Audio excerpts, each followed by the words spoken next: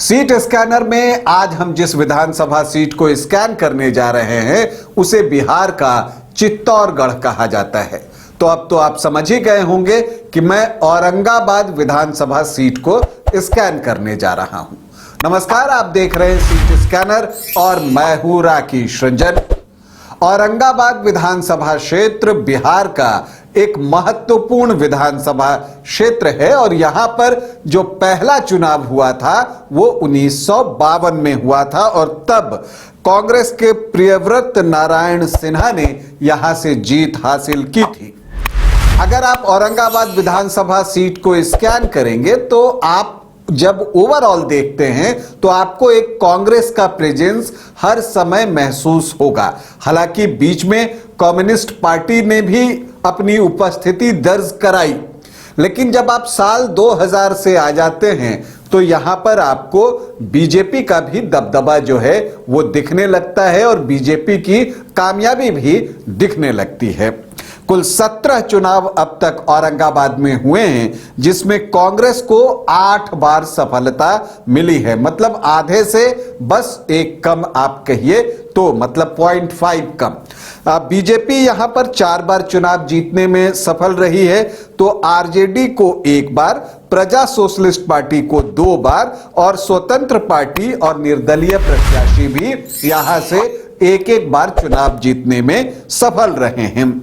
अगर सर्वाधिक जीतों की बात करें हम व्यक्तिगत रूप से, तो बृजमोहन सिंह और रामाधार सिंह दोनों ने 4-4 बार जो है औरंगाबाद विधानसभा का प्रतिनिधित्व किया है।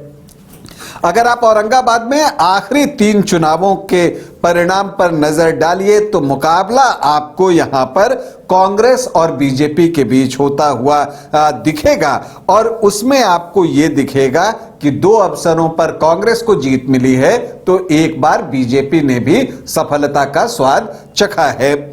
2010 में बीजेपी से रामाधार सिंह यहां पर चुनावी मैदान में थे। रामाधार सिंह तब सिटिंग विधायक थे क्योंकि 2005 के फरवरी अक्टूबर में भी जो है उन्होंने जीत हासिल की थी। तो यहां पर आप देखते हैं कि रामाधार सिंह ने 6242 वोटों से जो है औरंगाबाद में चुनाव जीता और कमल खिलाया।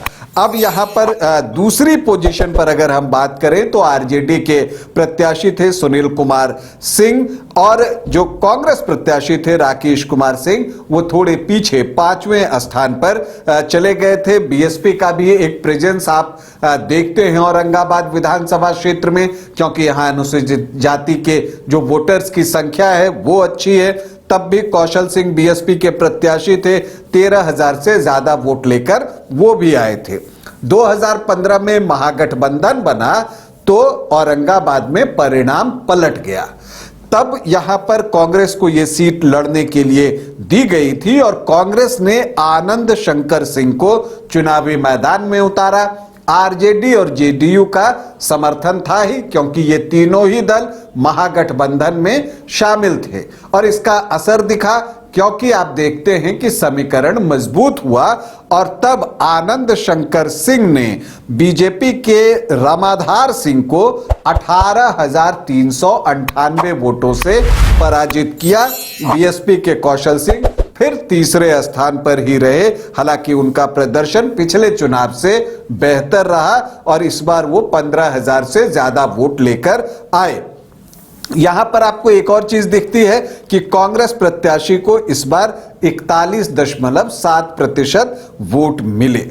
फिर 2020 आता है, जेडीयू की वापसी होती है एनडीए फोल्डर में, तो एनडीए की उम्मीदें भी जवान होती हैं कि शायद इस बार जो है परिणाम वापस से उनके पक्ष में आए और इसी प्रत्याशा में कैंडिडेट फिर से रामाधार सिंह ही बनाए जाते हैं। लेकिन आनंद शंकर सिंह ने एक बार फिर से जीत हासिल की और उन्होंने रामाधार सिंह को लगातार दूसरी बार पराजित किया, लेकिन इस बार मुकाबला बिल्कुल कांटे का था।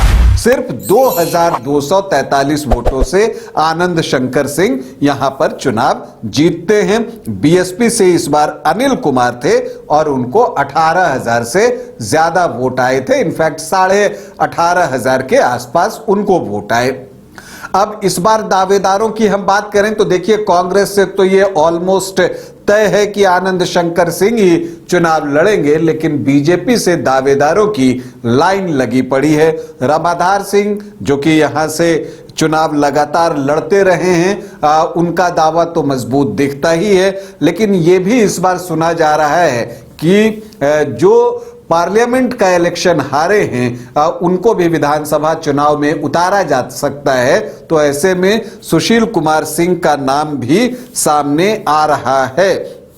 इसके अलावा पूर्व एमएलसी राजन सिंह हैं, सतीश कुमार सिंह हैं, गोपाल शरण सिंह हैं, एक नेत्री अनीता सिंह हैं, ये सभी दावेदारी करते हुए नजर आ रहे हैं। लेकिन दिलचस्प ये देखना होगा कि बीजेपी का नेतृत्व किस पर भरोसा जताता है, और यहां यह भी देखना होगा कि क्या बीजेपी भीतरघात से बच पाता है। अगर बीजेपी भीतरघात से बच पाए तो औरंगाबाद में चुनाव रोचक हो सकता है। अगर आप यहां के जातीय समीकरण को देखें तो यहां अनुसूचित जाति के 21.64% जो हैं वोटर्स हैं, 21.64%, तो ये एक अच्छी संख्या है। मुस्लिम वोटर्स भी यहां पर अच्छी संख्या में हैं, 19% जो है उनका आंकड़ा है। यादव 13 से 15%, तो जो MY है वो 32 से 34% के आसपास है। राजपूत वोटर्स, चूंकि बिहार का चित्तौड़गढ़ है तो राजपूत वोटर्स यहां 20 से 22% हैं। भूमिहार 2 से 3% और ब्राह्मण 3 से 3.5%। तो सामान्य जाति के वोटर्स 25 से 28% के बीच है।